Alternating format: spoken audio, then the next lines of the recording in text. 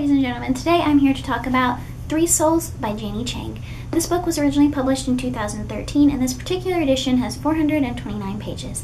I was very kindly sent this by Colleen. I also read this with Colleen. I'll leave a link to her Instagram and her Goodreads in the description below. I feel like this book is really tailor-made for buddy reading and or book clubs. This is a historical novel set in the 1930s China. The beginning of the novel, we are watching over a funeral with our main character. It's her own funeral and she's accompanied by her three souls, her yin, yang, and her hun.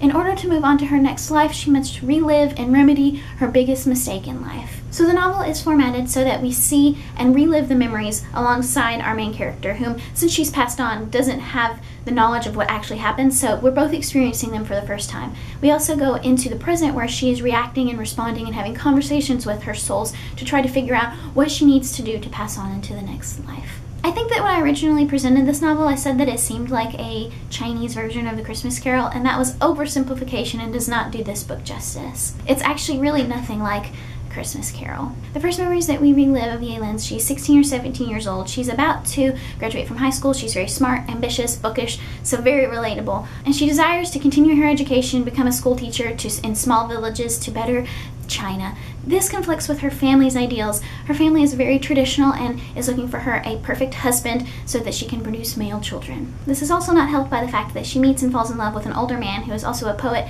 and perhaps even a communist, which also conflicts her parents' ideals. I feel like all of the characters in this book were presented in a very well-rounded way. And while the characters, some of them deplorable and some of them lovable and some of them very frustrating, I enjoyed reading all of them and they felt very real, and as things progressed in the novel, I was surprised alongside our main character when things would happen. I also feel like the setting of 1930s and the patriarchal society that was presented in this book was also felt very real and frustrated a privileged 21st century woman as myself. It took me a while actually to get over that. The only negative thing that I have to say about this book is the ending, and it's not even a completely negative.